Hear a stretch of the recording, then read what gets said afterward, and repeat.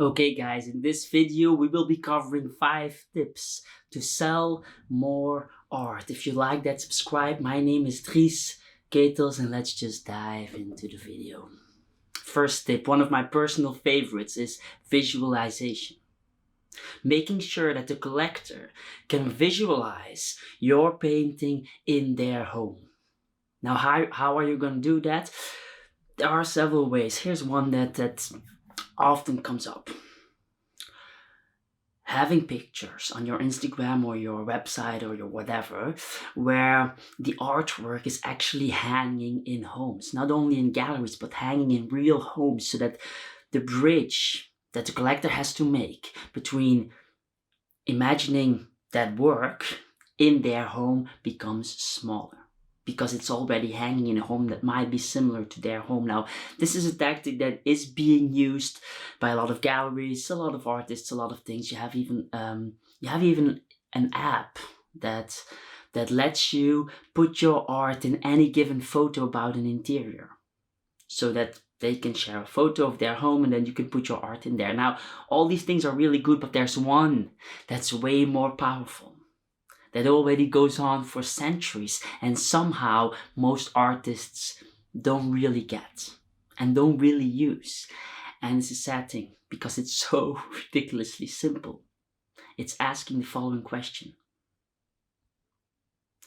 what would the best place be in your home to hang this work? Now, if you ask a question like this, what you're doing is not really trying to get the answer. The answer is also important, but less important. What you're doing is you're forcing them to visualize and actually put an effort in hanging your work in their home, in their imagination. It's not being done for them by an app or something. No, it's actually them thinking about it and putting your work there. And that's exactly what you want to be doing.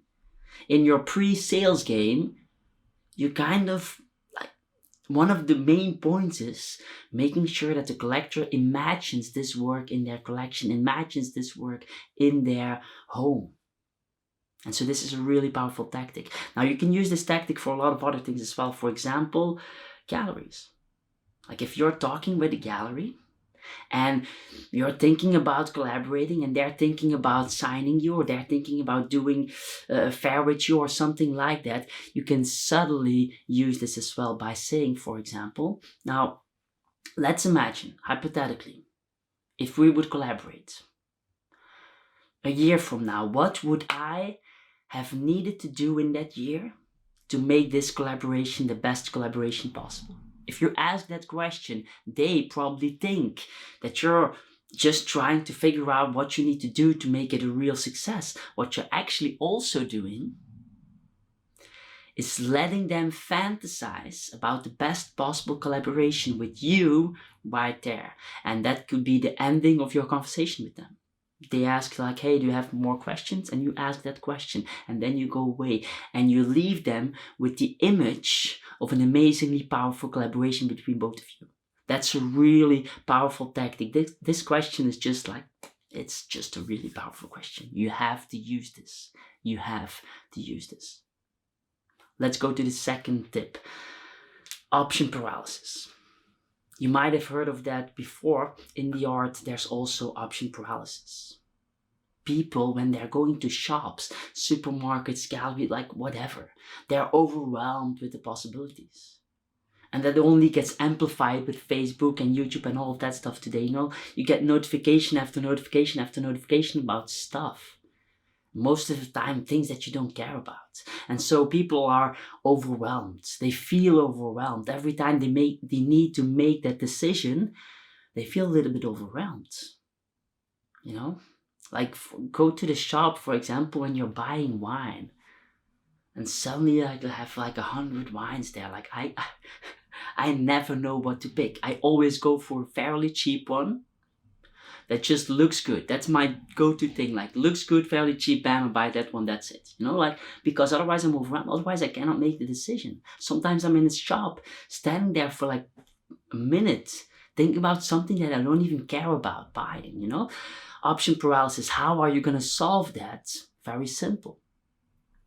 By partially consulting the collector, by partially giving them advice about stuff in general as well as your art. And in that process, you're going to guide them, you're going to give them recommendations, but you're also going to make decisions for them. People like that. People like decisions being made for them by experts. Only by experts that they can trust. And so while doing that, while giving them advice and having that consultancy aspect in you, you're going to, number one, kill option paralysis, but also build that authority out, build that expertise out. Like you're gonna build that impression of you being the authority figure in that interaction. Very crucial. Now the third tip that I will give you is something that's close to my heart, because I really wish I knew this like 3 years ago, because I made one mistake there. And that is bartering art. Now this is something that is not really too good for upcoming artists. It's a little bit too, you already need some credentials. You already need some kind of momentum going to use this powerfully. But what you're effectively going to do is take your art and exchange it for things. There are a lot of collectors in particular jobs, in particular services or goods or whatever. Like you have collectors in doctors, lawyers, attorney, like accountants, hotel owners, restaurant owners, like a lot of things that are owned by collectors. What you could be doing is getting their service. A lot of collectors do that, getting their service and giving an artwork in exchange. Now this is a very powerful way to just get your life cheaper. In the end, you're gonna have to pay the dentist anyway. Like you're gonna have to go to the dentist at some point. And so this is very important to know for you now, so that you can perhaps already choose the right lawyers, the right accountants, the right people that actually have a foot in the arts, so that you can get their service cheaper and build more relationship out, a network that might actually be beneficial for you. Now, this tip alone has so many potential outcomes. For example, a real estate dude that is also a collector. Super opportunity.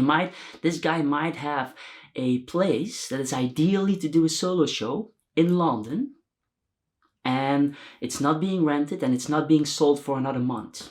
And you hear that on a party because you know him or whatever. That's an amazing opportunity. He cannot do anything with it anyway. He might do some, I don't know, like Airbnb or whatever.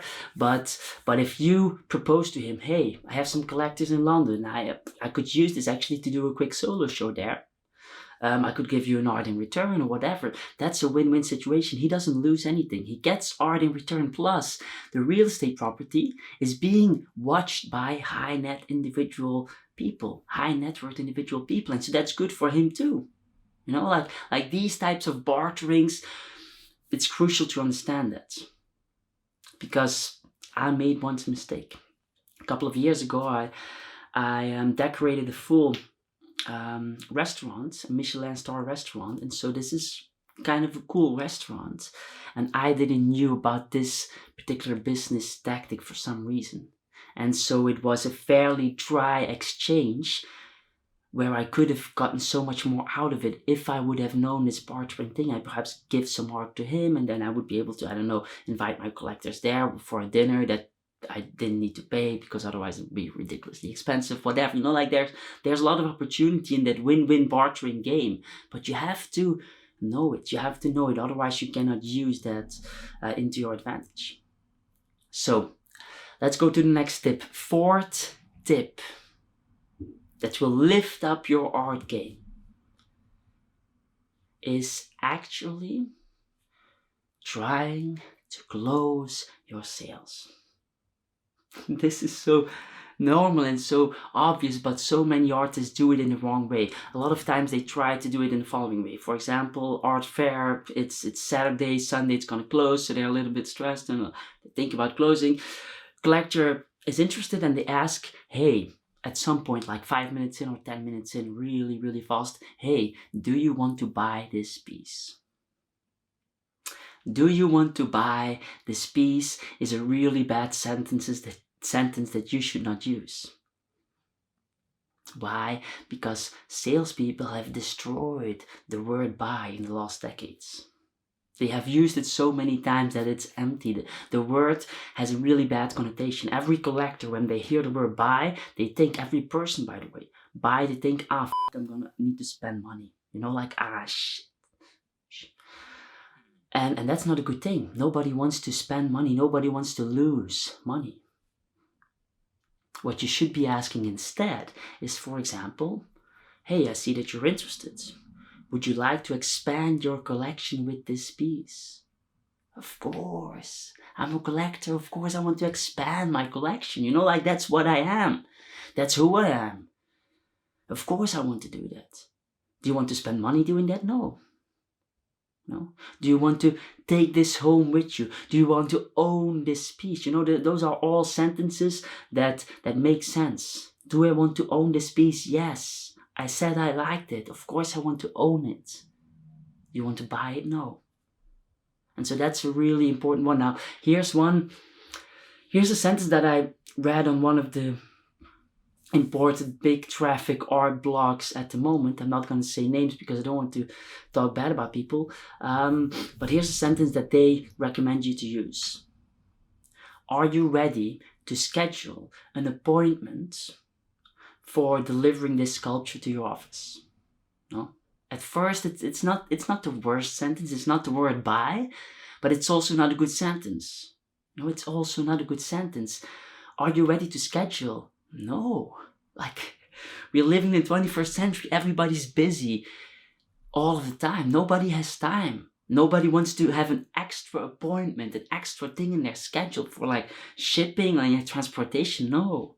There are questions that are way better than that question. And so when you're getting this advice, also be aware of who's giving the advice. A lot of these people on the blogs, they're not in the art game. They never really sold pieces. They're just writing on these blog things. They don't know the game.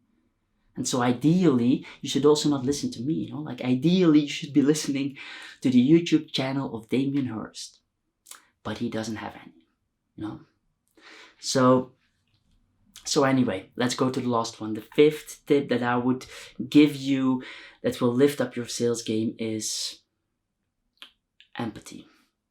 It's actually understanding your customer.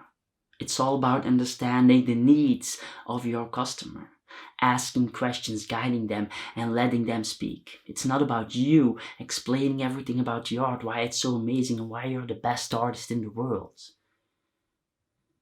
It's about you listening to them. Ideally, they should be talking more in the transaction than you're talking. And this is something that's very hard for a lot of artists because a lot of them they have some ego. They have some me attitude going on. Try to avoid it and try to listen and try to let them speak. The more involved they are, the closer they are to connecting with you through actually collecting your work. These are the 5 tips. If you want more like this, make sure to subscribe because we will be posting videos like this, tips for you to grab several times a week. Enjoy your day and I hope to see you later. Ciao, ciao, ciao.